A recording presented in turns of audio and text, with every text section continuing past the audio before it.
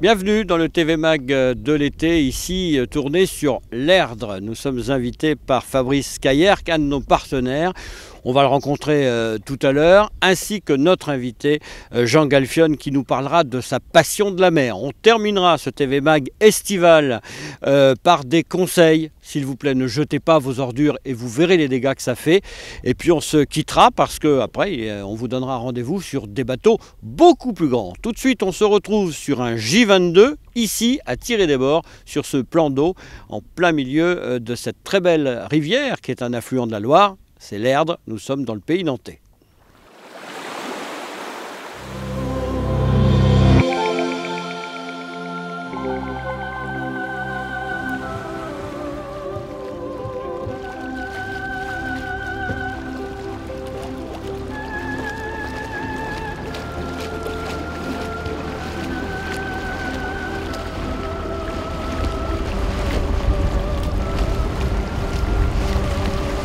Un TV Mag de l'été qui vous emmène ici sur l'Erdre, un affluent de la Loire.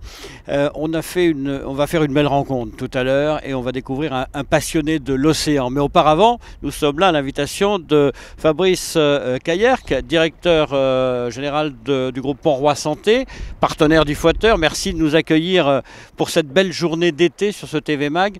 Deux mots sur la qualité des eaux et sur la qualité et de l'Erdre et de la Loire. Ça va mieux, non ? Oui, c'est vrai qu'on a l'Erdre est un affluent de la Loire et a été très récemment, c'était en janvier 2014, classé parc Natura 2000. Pour avoir cette distinction, cette classification, il faut avoir quelque chose à protéger. Et effectivement, le site de l'Erdre sur lequel nous sommes est à ce titre tout à fait exceptionnel jusqu'à une dimension européenne.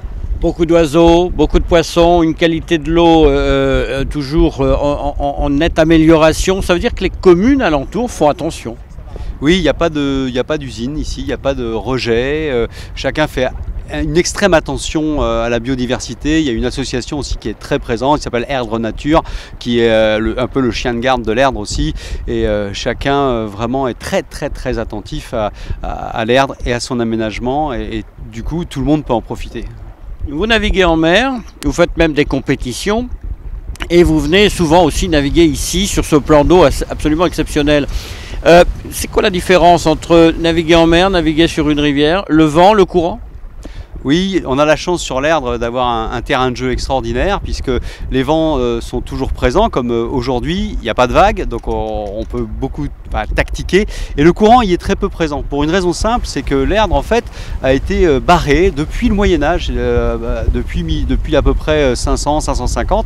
Et pourquoi ? Parce que simplement la Loire, elle revenait dans l'Erdre et inondait la basse vallée de l'Erdre, ce qui n'arrangeait pas du tout les autochtones de l'époque. Donc ils ont commencé dès cette époque-là à mettre une digue et un barrage et la Loire ne revenait plus dans l'Erdre, l'Erdre se jetait. C'est pourquoi on a de tels... Parce que l'Erdre n'est pas une très grande rivière, hein, son débit est d'environ 2,3 mètres cubes par seconde, ce qui est très peu comparé à l'Amazone qui a plus de 200 000, bien sûr. Mais voilà, on a quand même des grandes étendues d'eau parce qu'on a ce barrage en aval. Écoutez, on fera le TV Mag de l'été prochain sur l'Amazone.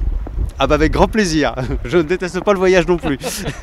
Merci beaucoup, dans un instant, une belle rencontre, on va parler de bateaux et d'océan.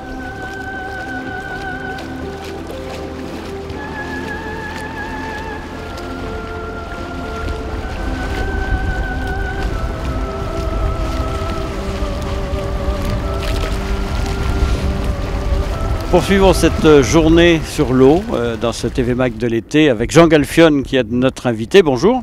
Bonjour. C'est vous qui avez la barre et nous en sommes rassurés car maintenant vous êtes un vrai marin et depuis longtemps en fait. Depuis depuis 10 ans je navigue sérieusement, mais c'est vrai qu'avant j'étais un plaisancier passionné qui faisait surtout du saut à la perche et qui n'avait pas beaucoup le temps de faire du bateau, mais qui était inspiré par la mer depuis sa plus tendre enfance, par un grand-père qui était un marine nationale et des histoires de marins-pêcheurs qui m'ont bercé toute mon enfance. Mais c'est vrai que la mer, les bateaux m'ont attiré depuis tout le temps et après naviguer, j'avais pas le temps.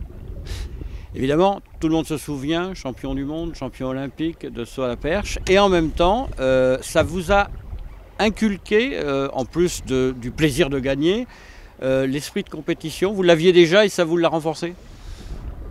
J'ai aimé la compétition. En faisant de la compétition, j'avais un caractère, j'avais besoin de m'affirmer par la compétition, et après quand on se met à gagner, ben, on y prend goût, quoi, hein. Ouais. Donc l'avantage en faisant de la voile maintenant, ben, c'est d'être toujours dans cet esprit et de recherche de la performance et de la performance et de la justesse. C'est ça qui est agréable quand on fait de la compète. On est toujours à essayer d'être à 100% et de toucher quelque chose de précis, et ça qui est très grisant. Ouais. Vous n'envisagez pas de faire de la voile tranquillou, pépère. Il faut la compète, quoi. Il faut se mesurer. Non, il faut les deux, parce que c'est avant tout, quand on est sur la mer, on sait à quel point c'est parfois des moments de plaisir et de bonheur absolu, et que parfois la compétition empêche d'avoir ce plaisir-là, parce qu'on est très concentré sur la performance. Donc du coup, parfois j'aime bien aussi me balader en mer, en voilier, calmement, comme aujourd'hui, et profiter des paysages à notre plaisir. Alors ici sur l'Erdre, on ne verra pas de baleines, on ne verra pas de dauphins. Ce sont des rencontres toujours émouvantes. Bah ouais, toujours. C'est toujours la fête, hein. Quand il y a un dauphin qui vient dans les traves, on essaie d'aller le voir, de prendre en photo, on essaie d'en profiter. Parfois ils viennent la nuit, ils viennent nous accompagner, on les entend, on voit les traces dans le plancton phosphorescent, et parfois c'est des rencontres plus imposantes, hein, comme les baleines, comme récemment la semaine dernière des bancs de thons qui s'amusaient à sauter, à faire des cabris comme des dauphins. Voilà. La mer, la pollution, on voit de plus en plus de déchets en mer. Vous qui naviguez depuis quand même pas mal d'années maintenant, vous trouvez que ça s'aggrave ? Oh, j'ai pas assez d'expérience pour avoir ce bilan-là. Par contre, c'est vrai que parfois on passe dans des endroits qui sont dégueulasses, et ça fait mal, ça fait pitié, ça fait de la peine, quoi. On n'a pas envie de voir ça en mer, des déchets en mer, c'est sûr. Après, je vous dis, moi, à ma mesure, je vois pas d'évolution, parce que ça fait 10 ans vraiment que je suis dans cet univers. Ce qu'on peut vous dire maintenant, c'est bon vent. Et bah, comme on dit, bon vent, bah oui, voilà, la bonne formule.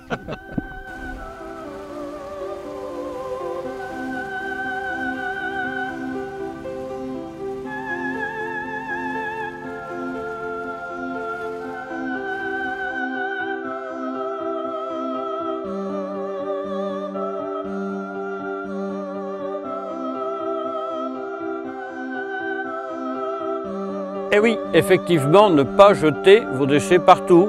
C'est pas tellement de les jeter, c'est de les laisser. On pique-nique, on est sur la plage, on est tranquille, on laisse son paquet de cigarettes qui est vide, on enfouit son mégot dans le sable. C'est pas bien. Il y a des milliers de personnes qui vont peut-être faire la même chose, et qui va ramasser derrière? La nature, peut-être les cribleuses si vous êtes dans un endroit nettoyé. Et puis il y a tout ce qui part à la mer. Regardez ces images. Le fond de l'océan, en Méditerranée notamment, est tapissé de bouteilles, est tapissé de déchets. Il faut que, quand on va dans la nature, on ramène absolument tous les déchets que l'on a amenés. Zéro impact.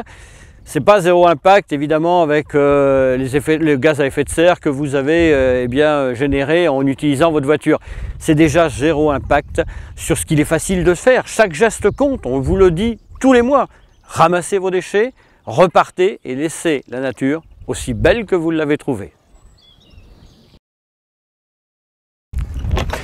Bon, alors, c'est terminé pour ce TV Mag. Le mois prochain, enfin en septembre, on vous donne rendez-vous à bord d'un bateau de la Marine nationale. Et pour pas avoir l'air d'un marin d'eau douce, je m'entraîne. Alors n'oubliez pas, chaque geste compte, même celui de godiller, qu'il faut que je réapprenne un petit peu. Et puis si tout va bien, on se retrouve du côté d'Anglette, au mois de septembre, à bord d'un bateau de la Marine nationale. Bye bye, bon été à tous. Oh, mon bateau.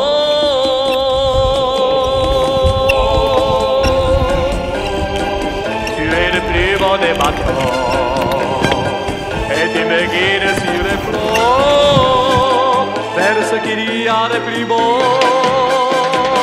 Tu es le plus beau des bateaux. Bravant toutes les tempêtes, sifflant comme une alouette.